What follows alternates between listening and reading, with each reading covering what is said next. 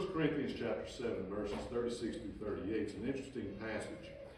And as we look at that this morning, we're going to see why it's interesting.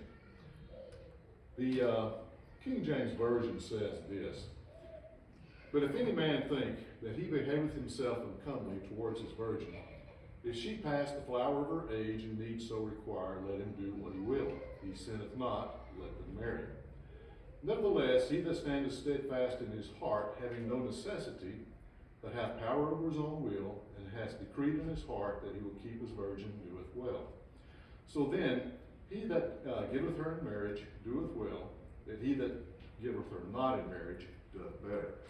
Now, Paul had given this little bit of information to us concerning the marriage of virgins in light of what he had said in chapter 7 of 1 Corinthians. He says back in verse 28, he says, "But even if you do marry, you have not sinned, and if a virgin marries, she has not sinned. Nevertheless, such will have trouble in the flesh, but I will spare you. But this I say, brethren, the time is short." And then down in verse 32, he says, "He who is unmarried cares for the things of the world, how he may please the Lord, but he who is married cares for the things of the world, how he may please his wife. Therefore the difference between a wife and a virgin: the unmarried woman cares about the things of the Lord, that she may be holy both in body and in spirit. But she who is married cares for the things of the world, how she may please her husband." So what Paul is saying here is that in this particular time that he wrote this, that there was some problems that was arising that was going to affect the church, and that was the persecutions that they were going to experience. And then he shows the difference between being married and being unmarried in light of these persecutions, is that you will care for the things of the Lord versus the ones that are married who cares for the things of their family. Now, when persecutions happen, we see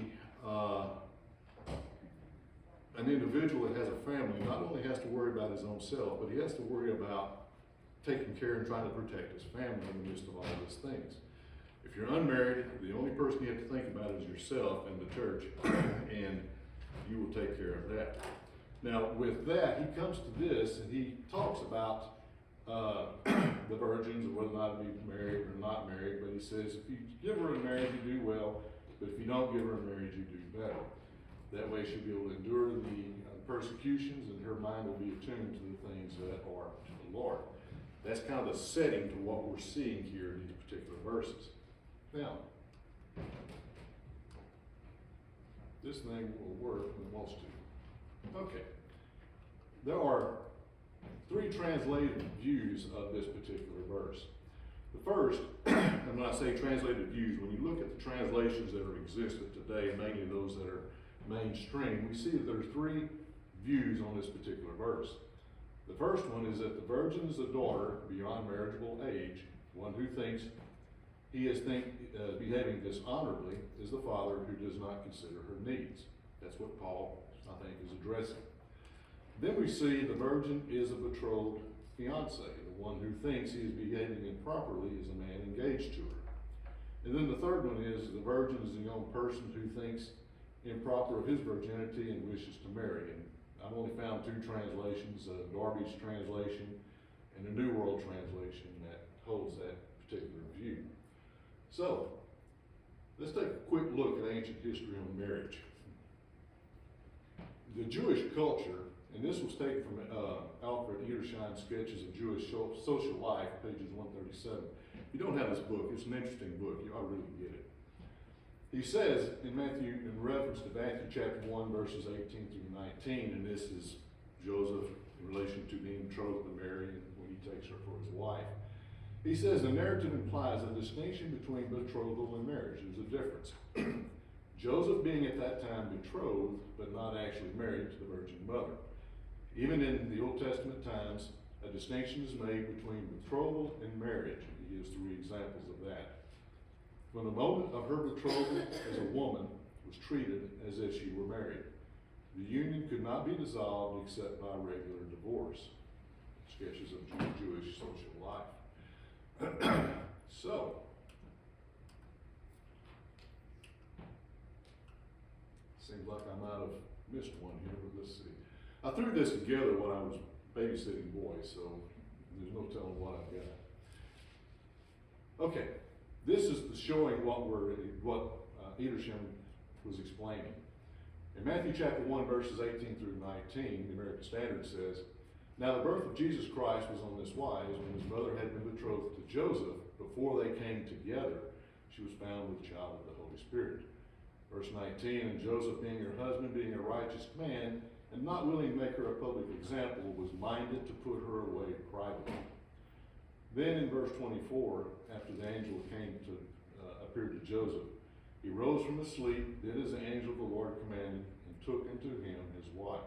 So what we see here is that Mary was betrothed to Joseph, and if the betrothal consisted of a binding, or a binding together as kind of man and a wife, he was minded to put her away privately, according to the law of Moses. He had to either do it publicly or privately. He chose to do it privately. But then he said, "Arise and take unto you his wife."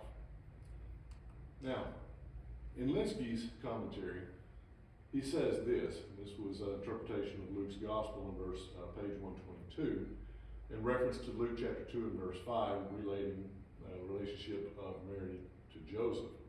He says we should understand the betrothal in the Jewish and not the American sense. It is virtually marriage, and lacked only that the bridegroom take his bride to his home. The vows of marriage were made at the betrothal, which was always public, and none were needed when the groom took his bride. Marriage vows were made at betrothal, it was always public, and when he took his bride, it was not necessary to go through any other additional ceremonies.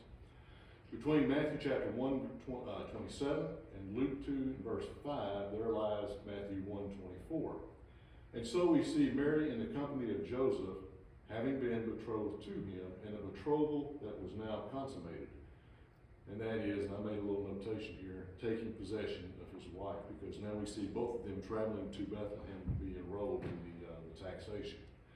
So when we look at this type of relationship, we see betrothal, we see the wife, and then we see taking the wife, and we see that this is something different from what we have in today's society. So we need to kind of keep that in the focus of our mind as we go through this study.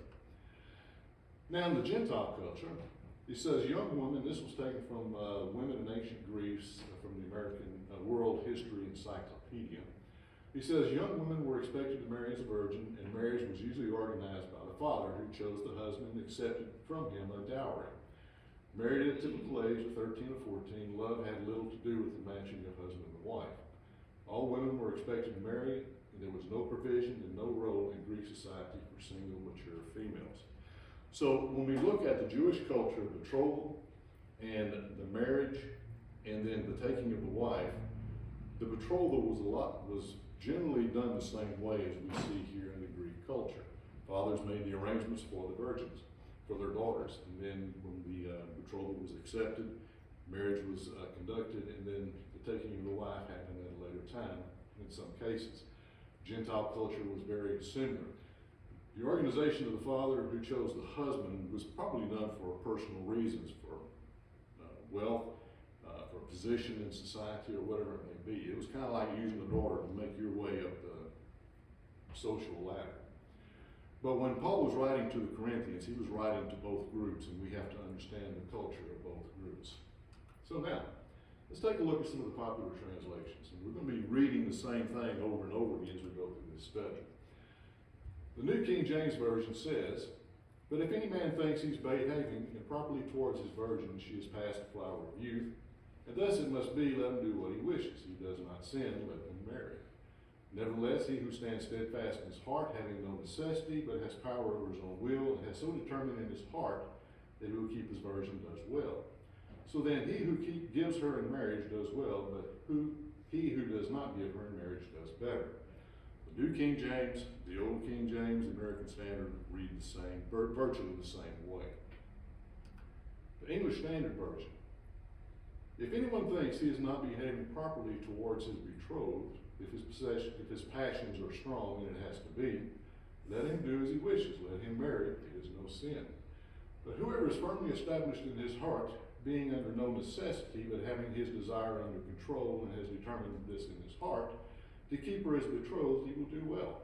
So then who marries his betrothed does well, and he who refrains from marriage will do even better. You see the difference between the two readings? Now this is important for us to understand this because one says this, and this version says something different. New International Version. If anyone is worried that he may not be acting honorably towards his virgin he is engaged to, and if his passions are too strong and he feels he ought to marry, he should do as he wants, he is not sinning, they should get married. But the man who has settled the matter in his own mind and is under no compulsion, but has control over his own will, and who has made up his mind not to marry the virgin, this man has done the right thing. So then he who marries the virgin does right, but he who does not marry her does better. So we see similar readings to the English Standard Version. Then we have the Christian Standard Bible.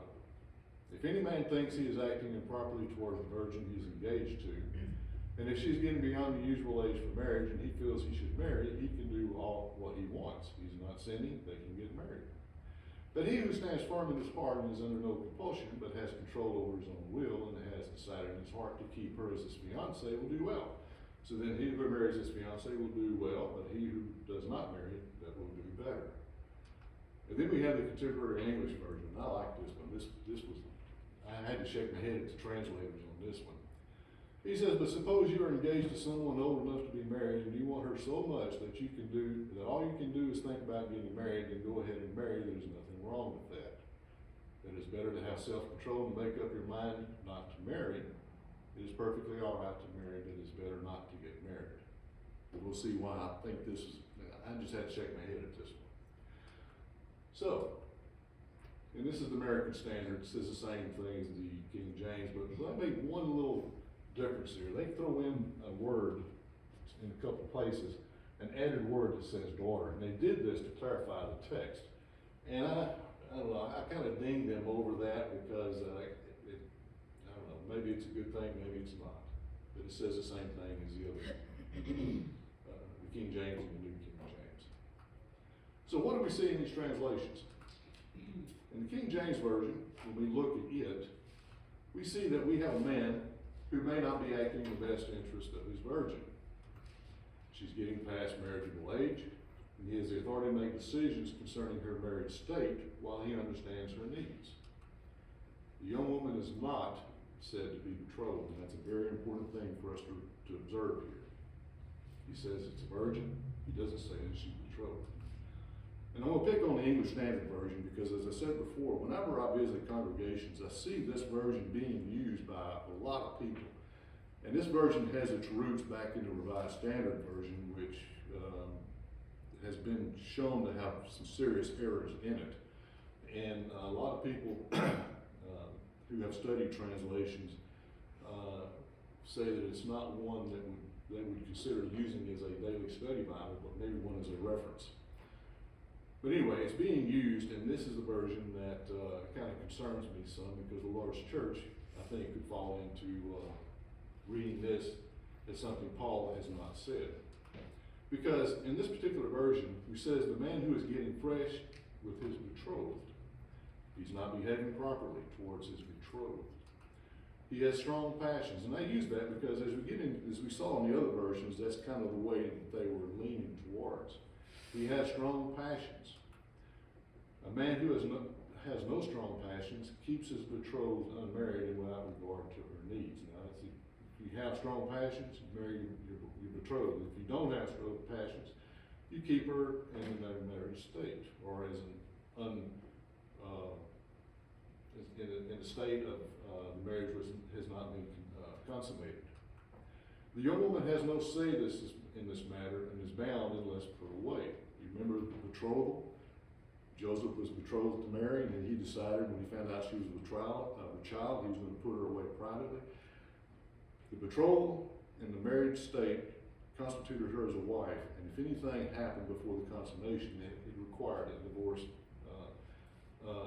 according to the law of Moses. The young woman has no say-so in this matter and is bound unless put away. So it kind of gives me the impression that Paul is one-sided here. He's only thinking about the needs of the man without regard to the needs of the woman.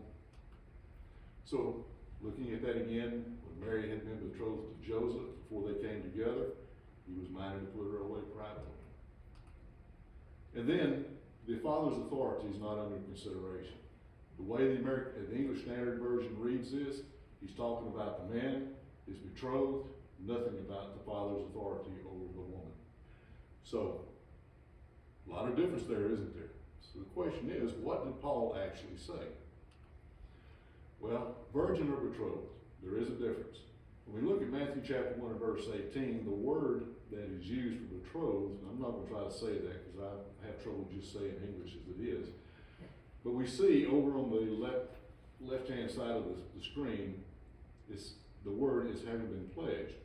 1 Corinthians chapter 7, verses 36 through 38, Paul uses the word parthenon. I can say that word, which means virgin. When we go to Luke chapter 2 and verse 5, again, Mary has said, there's that long word again, but it's phrased a little bit better, differently because of the way it's used in the sentence. Being betrothed is again not parthenon. So we see that there's a difference there. So why? Yes, sir.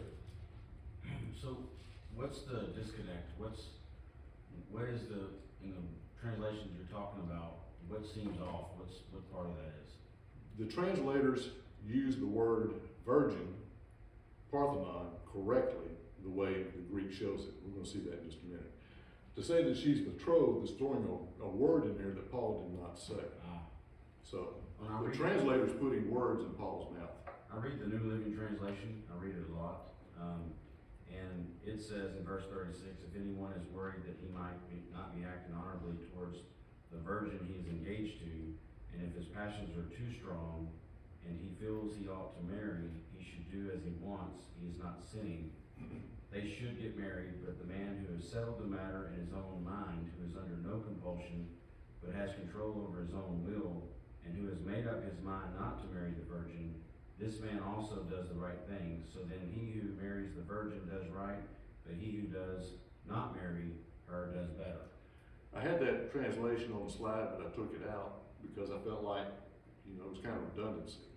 They say the virgin that he's engaged to. That's pretty much saying betrothed.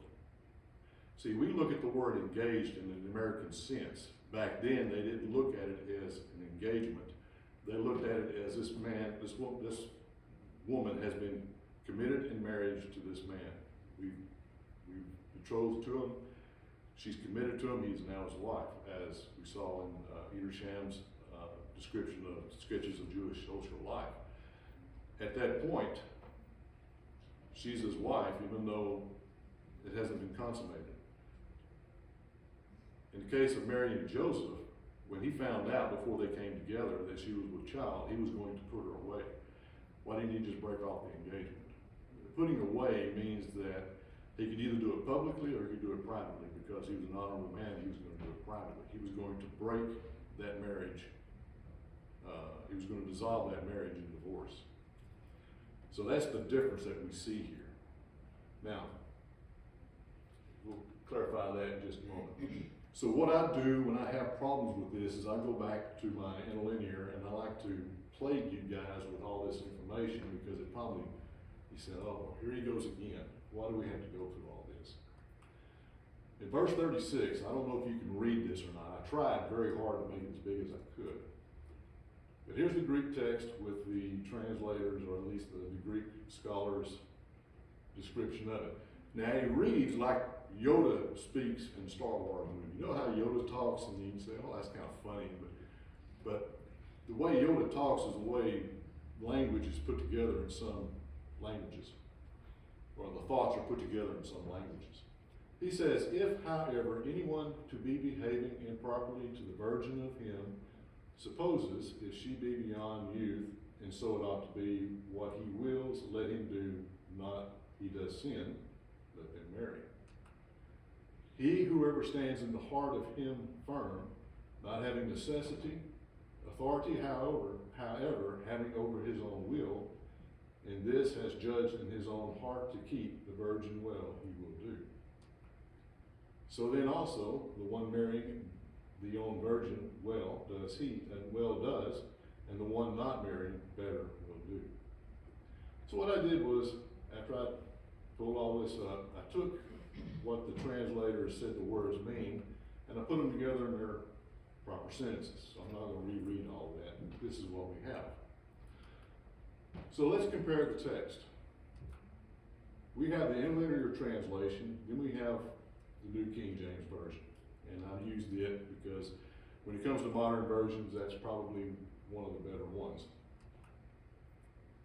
The interlinear says, if, however, anyone to be behaving improperly to the virgin of him, King James says, but if any man thinks he's behaving himself improperly towards his virgin, suppose she is beyond youth, and so it ought to be. King James says, if she is past the flower of youth, and thus it must be. What he will let him do, not he does sin, let them marry. Let him do what he wishes, he does not sin, let them marry. In verse 37, he says, whoever stands in the heart of him firm, King James says, nevertheless, he who stands steadfast in his heart, not having necessities, not having no necessity, authority, however, having over the own will, but has power over his own will, and this has judged in the own heart, and has so determined in his heart to keep the virgin, well he will do. That he keep his virgin does well. And in verse 38, so then also the one marrying the own virgin well does, and he who gives her in marriage does well. And the one not marrying better will do, but he who does not give her in marriage does better. And we'll talk about that in just a minute. The marrying and giving in marriage, that's another interesting word there. Now let's take a look at the English Standard Version. If, however, anyone to be behaving improper, then he says, if anyone thinks he is not behaving properly, to the virgin of him suppose she is beyond youth, towards his betrothed if his passions are strong. Whoops. And so it ought to be what he will let him do, and it has to be let him do as he wishes. He does not sin, let them marry.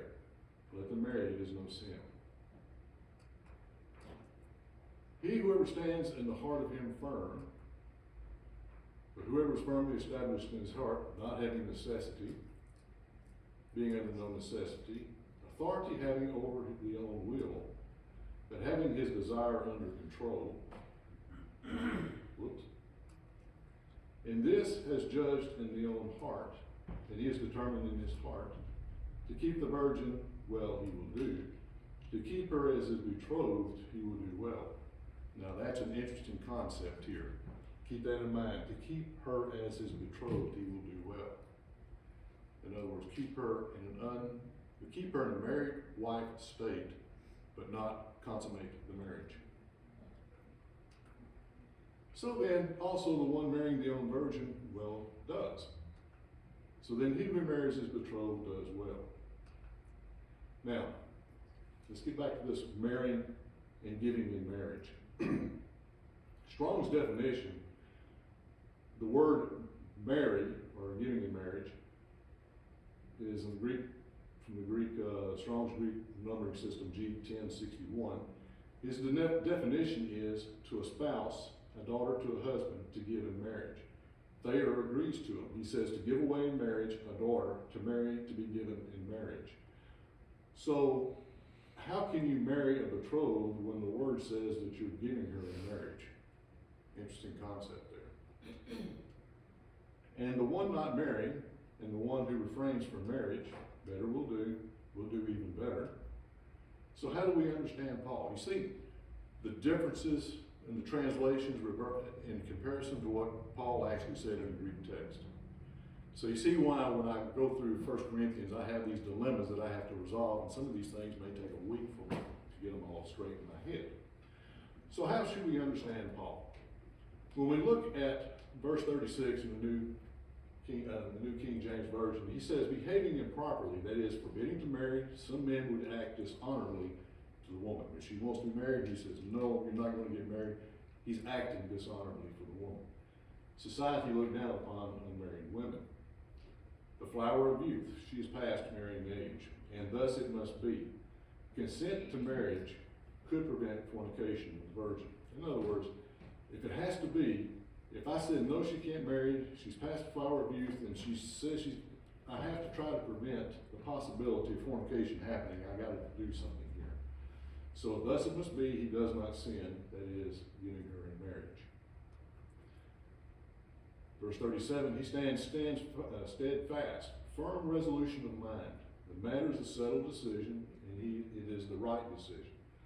He's 100% firm in what he says and what he's going to do. And it says, having no necessity. Nevertheless, he who stands steadfast in his heart, having no necessity, and the necessity is that the virgin has no desire to marry and no worry of fornication. In other words, I agree with you, Dad, this is what I think we need to do. And I don't want a husband, I don't want to get married. There's no worry there. He has power of his own will, that is, the man has the right of free choice. Nobody is persuading him one way or the other to keep his daughter as a virgin, that is, to keep her for the service of God. And we say something similar to that in Acts chapter 21, verse 9. And we read that earlier in the preceding verses in chapter 7. So then he who gives her in marriage does well, but he who does not give her in marriage does better. Giving her in marriage, this is decisive. That is, the father gives his daughter in marriage. He's the one doing the act. Well and better. Now Paul uses well and better. He doesn't say this is a bad decision, because his statement is if the decision is a bad one if you do not take into consideration the daughter and her needs. To show that this is a bad decision to do that. If you marry her off, you did well. You take care of her needs. If you don't, you do better, because now she can dedicate herself towards God.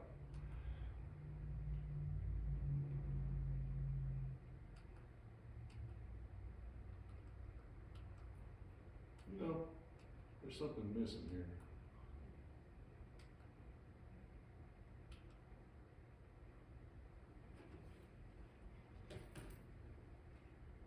I hope I didn't accidentally drop it out. I must have.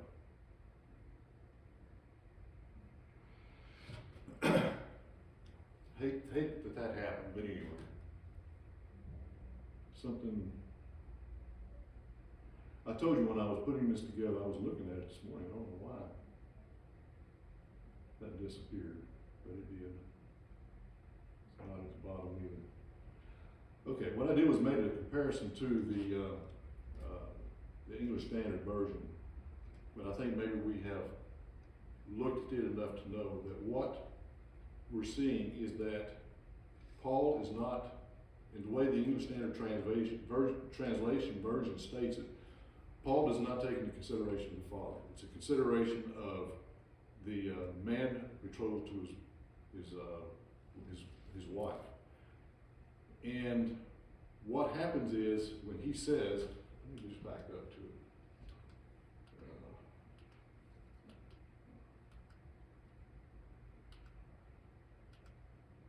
I didn't back up too far. If anyone thinks that he is not behaving properly to his betrothed, maybe that's the word. Okay. Got him out of line. If anyone thinks he's not behaving properly to his betrothed, what it is the man is getting fresh with his betrothed. He has strong passions. He keeps his married, there is some slides missing. A man has strong passions, keeps his betrothed unmarried and without regards to their needs. Now this is what I think is important for us to understand, is that this man is keeping his betrothed virgin in a state of betrothed bondage. She has no way out, and she has no way forward. The only way out is through divorce, being put away, and it's a difficult situation for her. So is that what Paul is telling this man? You know, have this much control over your wife? Is he saying, is he talking to men that are being betrothed, or is he talking to men that are dealing with his virgin daughter? I think we see, as we saw from comparison text, that is not the case. Let me get back to where I was at. Get through all this mess. Let's see. Okay. So how should we understand Paul? We looked at that. Okay. And I lost the other 3 slides. So in conclusion of all of this, the New King James and American Standard Version, and also the King James Version itself, the father must make decisions about his daughter married state.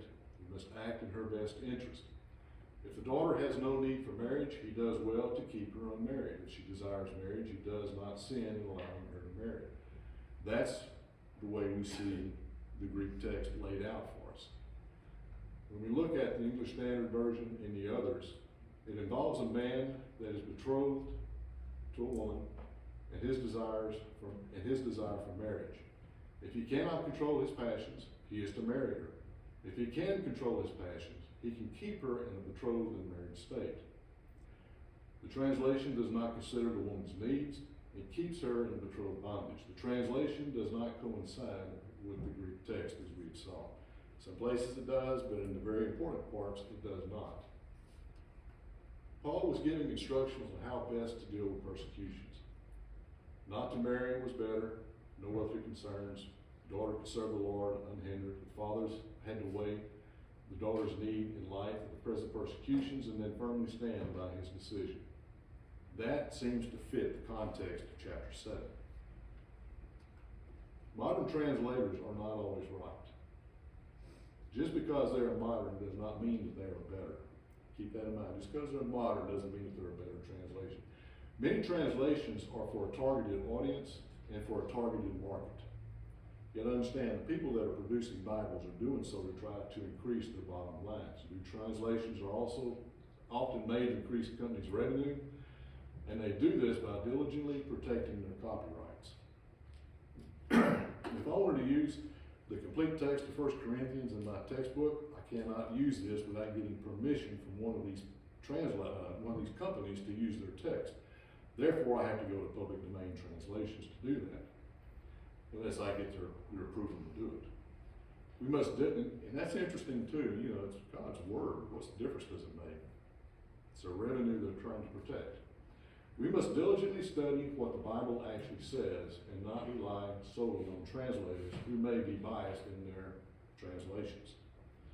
And we saw a biased translation several years, maybe a year or so back, the way the English Standard Version went from Genesis chapter 3 and verse 16, that the woman's desire would be for her husband, to say that she would be contrary to her husband. And they did that without telling anybody. And if you've got one of the old copies, it says it right. If you bought a new one, it says it different. So in conclusion, you know, some of these translators may be biased in how they translate things. So we, as students of God's will, must prove all things and hold fast to that which is good, as Paul said in 1 Thessalonians chapter 5, verse 21. We went through a lot of information here. So you see what goes through my mind when I run across some of these. Like I said, it's a bunch of monkeys in my head fighting over that banana. And so I have to try to sort all this out. And what specifically did Paul say? Did he say what the New King James Version, American Standard, and the Old King James Version says? Or did he say what the English Standard Version, New Literal Translation, Christian Standard Bible, and some of the others, the English Standard Version, does that say what that says? Because one is putting words in Paul's mouth that he did not say, and the other is showing us what Paul actually said. So if you have one of these translations that reads it one way, go back to your Greek interlinear, look at what Paul says, and make the accurate description, or at least the accurate interpretation of what Paul did say. In my opinion, from what I've studied, the English Standard Version is an error. And all the more modern translations that we see today are an error. The only modern translation that is not, that I've seen, is the New King James Version, the modern English version, and, that's probably about it.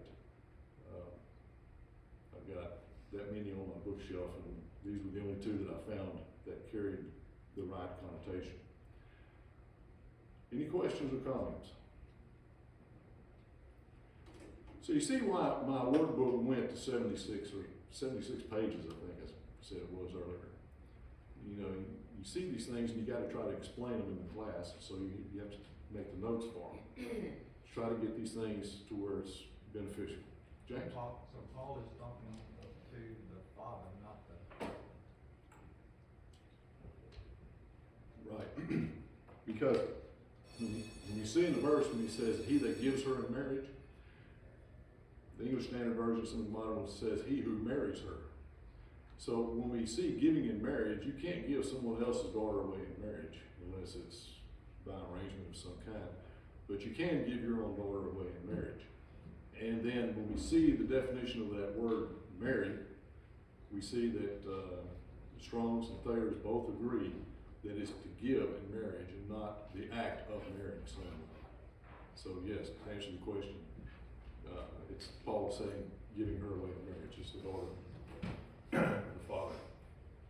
Hopefully this has been beneficial. You know, I run into problems like this, they need to be explained. Anyway, I appreciate y'all's attention, and